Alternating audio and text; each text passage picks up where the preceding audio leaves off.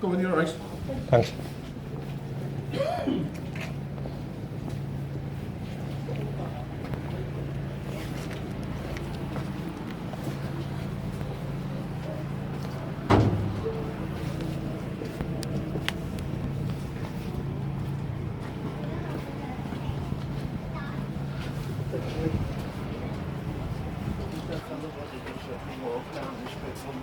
Yeah. Nice.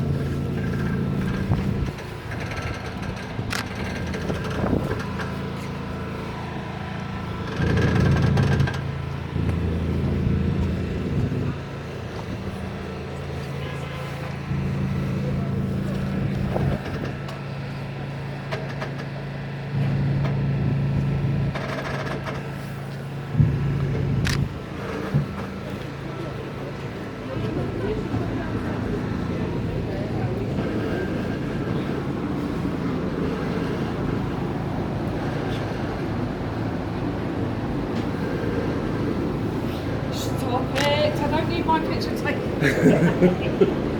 You have to take a picture of the No, I don't want surely. my picture taken. Right, are we all ready? This is the steepest part. Okay. Do you want? Can I get your little ones up first?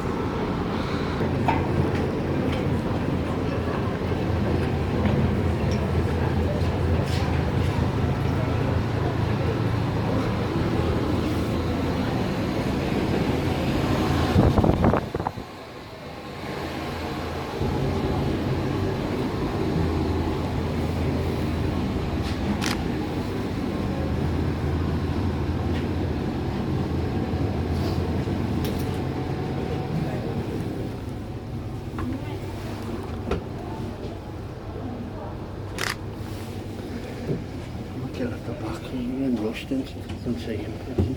Uh-huh.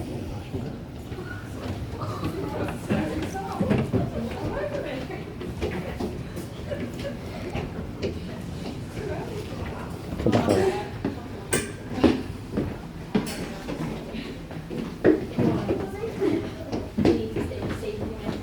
It's okay. We'll be right back. Last bit. Almost.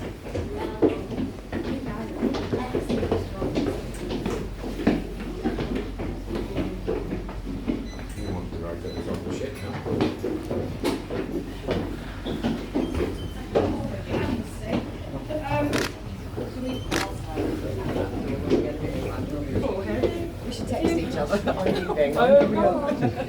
Sorry. You could just all just wait right here. Just don't go any further than that. Just so I can let the other two off. Thank you.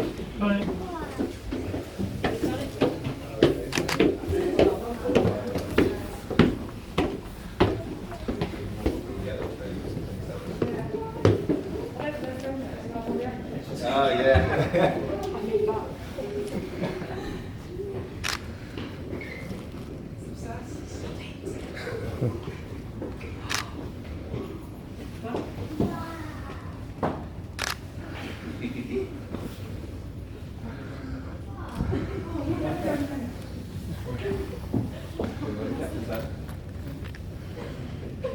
There you go. So you're going to direct all the questions to you now. How? Right, I'm going to hand over to Sam. Sam's third officer is going to show you on the bridge and tell you how things work. Yeah. Welcome to the Royal Research Ship Discovery. She is just under 100 metres long, so it's just less than a football pitch, and 18 metres wide. She weighs approximately 5,500 gross tonnes, and that's based on the internal space, not based on the weight.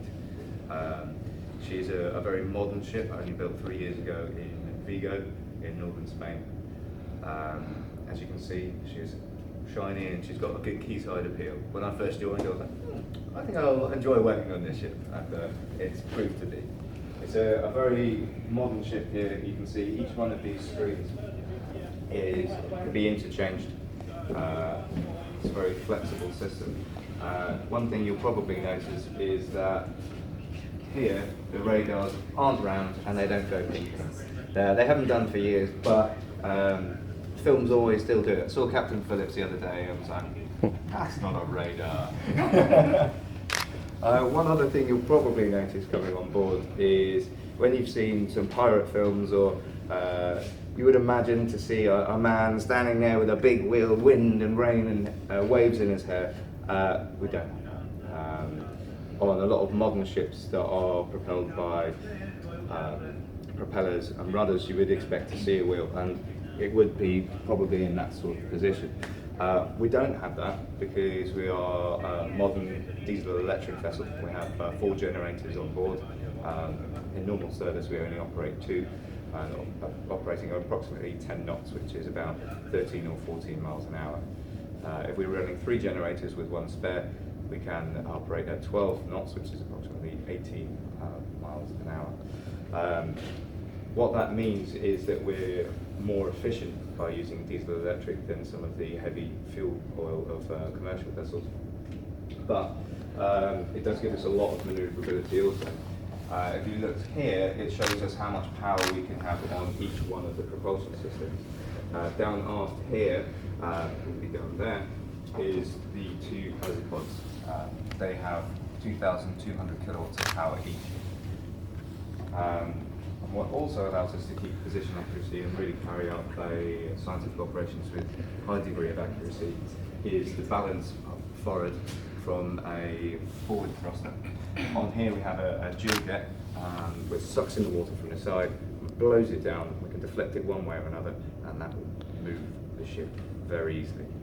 I don't know if you saw when we came in, we did a turn a couple of times, and that only took us a minute and a half. This is a very manoeuvrable ship. When we're coming on to doing scientific operations, we often use this screen here. We've removed the chart from behind, so you have a grey background, and we can plot the scientific areas that we're interested in. And so we can come onto station using that screen. Up here you can see, for demonstration purposes, this is a multi-beam survey, which is something that we often carry out just in normal steaming. Here is unfortunately not the most dramatic of pictures that we could be shown, because you often get underwater caverns, volcanoes, all sorts of things. But here we've got a completely flat one. That screen can also show much more interesting things like the remote operated vehicles that we can operate on here that can work 6,500 kilometres below to 6,500 metres. Oh, meters, sorry. Meters, yeah, sorry. Meters. It's a bit conveyor, probably has. So yeah, we can see all of the screens there, and that's a bit more interesting. You see the fish and you see some underwater volcanoes. If we want to move over to the starboard side, you'll see a door open there. There's a glass bottom, and that allows the captain to get the ship alongside and see the diesel. You can take the weight, so if you'd like to walk across it, you can. There's another chair over here. You can come and sit in the DP seat.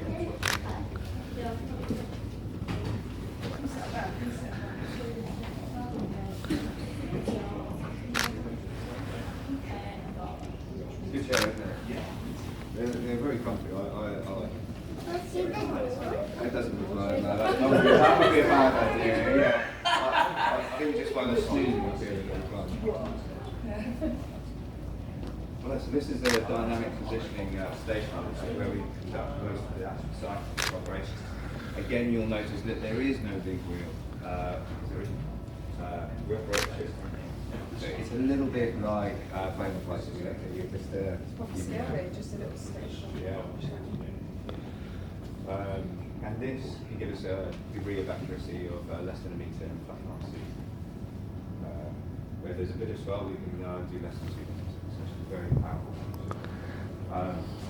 From here, you can see where the science is deployed. Down here on the starboard side is often where it is deployed from. This blue frame here, the entire thing can slide out. We can deploy water sampling, coring, looking at the seabed from there. And also you can see a little yellow automatic submarine, which is very appropriate for Liverpool. And those can operate in all sorts of areas. They give them positions, they send off for a few days, and then they'll pop up, hopefully, at the right time, in the right place that you programmed in, and you can collect the data. that allows us to save the ship time for other operations, because running the ship is very expensive. So the kind of data they collect is phenomenal. Particularly with our sister company, the British Antarctic Survey, they've been operating a lot under the ice sheets. Down aft there, you've got that big blue frame. That can go out, and we can deploy a variety of scientific equipment from that, including a yellow ODAS buoy. It's a weather monitoring buoy. You might not be able to sit from here, but you will be able to sit for the rest of your tour. We can also deploy long cables. Sorry? All them with those details later. Yeah, so you've got it all. I think that's most of the navigational. What should I take from up here? Do you have any questions? Yeah. When you operate the swings out, Yep. what do you use to balance the ship? Within the balance of the ship, generally the weight of the equipment is although it depends on what we deploy, generally it's not more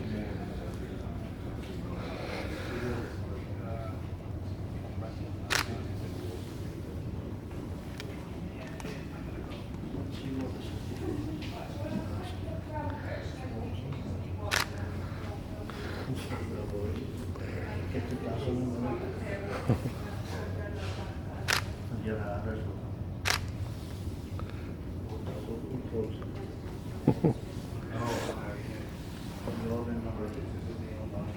Are you doing it?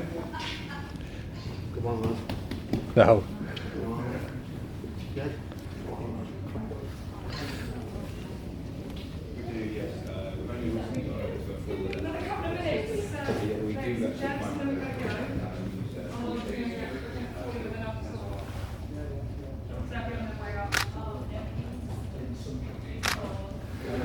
we still do use the sextant to make sure everything's working.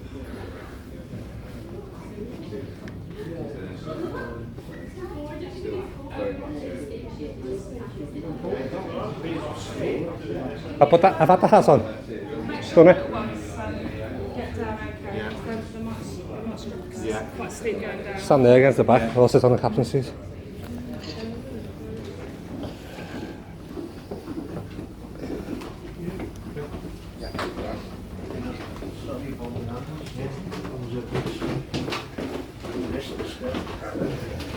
Just missed the step then. And when your heart starts going. What's it? There's no more power in it. Soon get lost.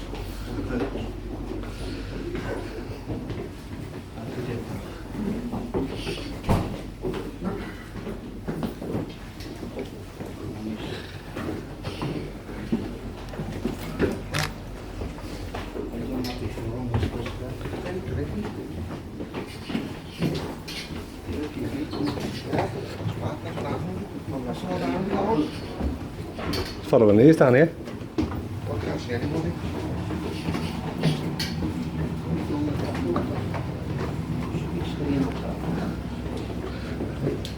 Thanks. I think Ask them any questions you like. They know their stuff. So anything you want, don't be afraid. That's what they're there for. So feel free to have a bimble around in here and ask any questions. All the way down the bottom to Lisa.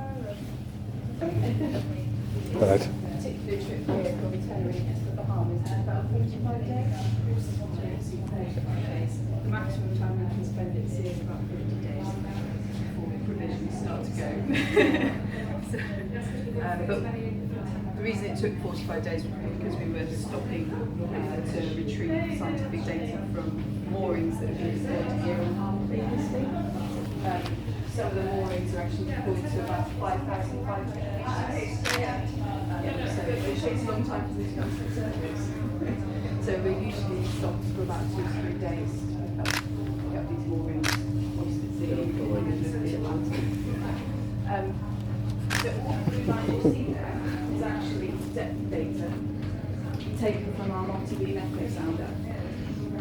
So we're actually able to map the seabed with this particular piece of equipment. We've got 2 multi-beam echo sounders. We've got different frequencies.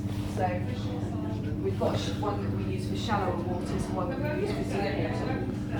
We've also got a single beam echo sounder, and that's looking directly underneath the ship and giving me the shallowest depth underneath the ship. We also have a sub-bottom profiler. We're using really low frequencies to be able to penetrate into the seabed. And we can tell the difference between different sediments that have been laid over time. Scientists are usually interested in coring into the seabed to take samples and bring them back to the ship, and they can then look at the sediment. They can also find shells within the sediment, and be able to carbon date those shells and then know exactly when that shell had been laid there all those thousands of years ago. We also have, so that's our kind of sonar suite, we also have current profilers as well, so we can look at what the current's doing underneath the ship, look at how fast it's going, what direction it's going underneath the ship. We have two different frequencies again, so one for deeper depths, one for shallower depths. We also have a wave radar, and that's fitted to the mast of the ship. It's seeing usually molecular wave heights, periods of the wave. But when we came into Liverpool, we actually used it for something quite different. We actually collected all the data, and we were able to put these two.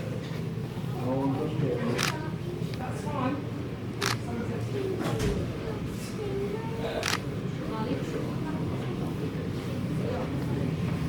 If you will gather round, then the girls will give you a talk on the site.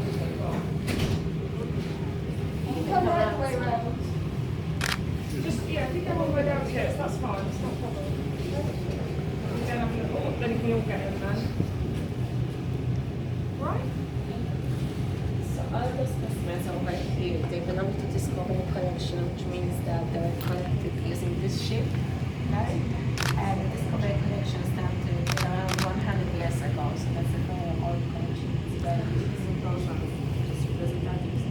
But some of them are very interesting. Like if you look at this one, the track down there, you can see that it has one big eye and the other one is a little bit smaller. It's because all of them, they live very deep in the ocean where there's not a lot of light, so it's good to have at least one eye to see what's going on around. Also, if you compare the size of the shrimps in this jar, they are like that.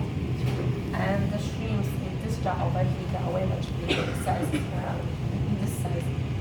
It's an example of deep sea giantess, which means that species living deep in the ocean, and it happens also for isopods or squids, coastal squids, for example. They tend to be larger than the shallower ones because in the ocean there's not a lot of food, so it's easier for them to be there to have a bigger area, and then it's easier to find food. Or there's not a lot of predators over there, which means that they can live longer, so they tend to grow larger because they have more time for it. This one is very interesting for kids if you watch Tiny Nemo. There was this one scene when Nemo was looking for Google, and there was a scary fish with a light on its head. I'm just feeling here on the street. What's interesting Those about two ladies in that. this one is really, yes, the wings are very, very small. I just want to Attached to the female. Sean and Lauren, Sean doing it for me. Those two ladies have just gone out through In the white ocean, it's very hard to find themselves for fish with more purposes. So it's easier for them to be attached to the board like together and not refugees.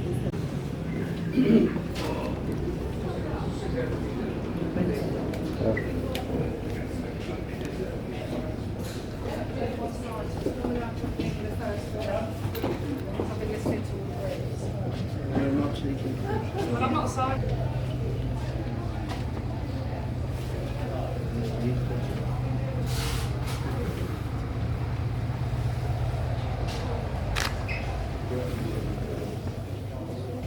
Get my scientist head on a bit.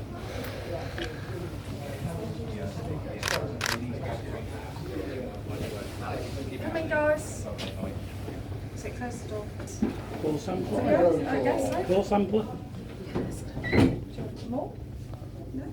So basically, yes, we have a division in the Oceanographic Centre, which is called Boscorp, and they do all the coring of the sea floor.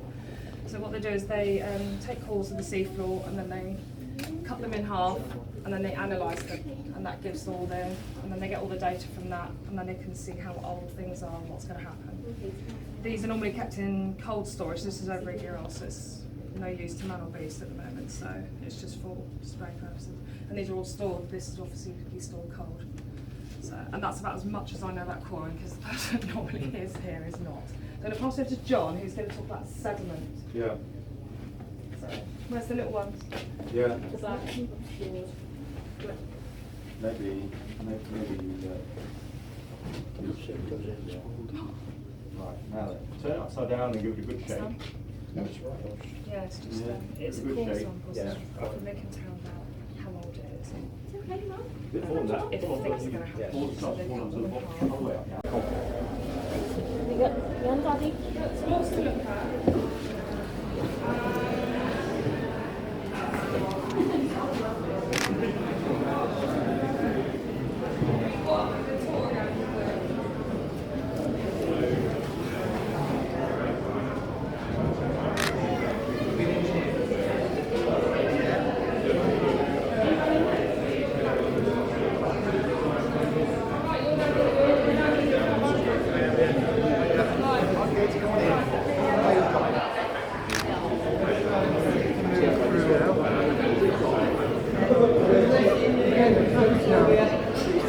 If you all come in and then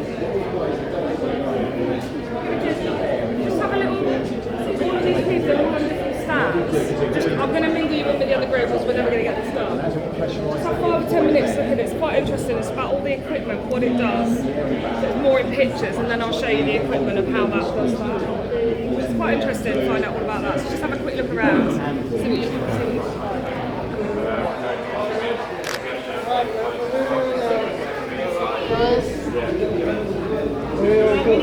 We're all good to come this way. Really good.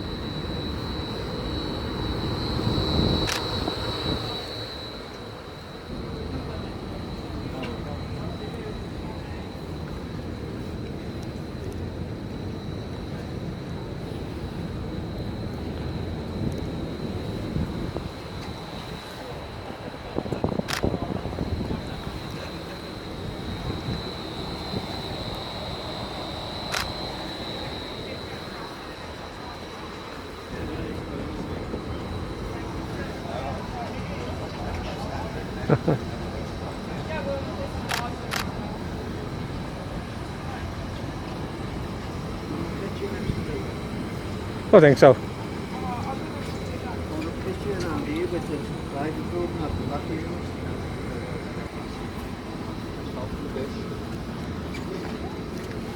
Okay.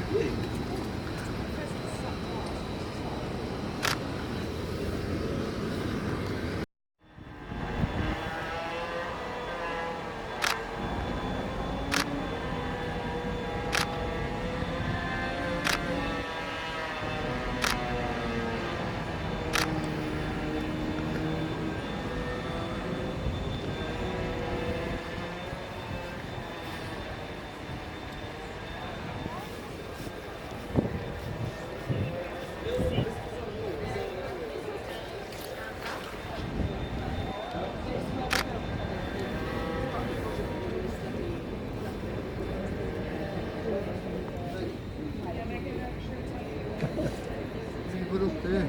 Put them up.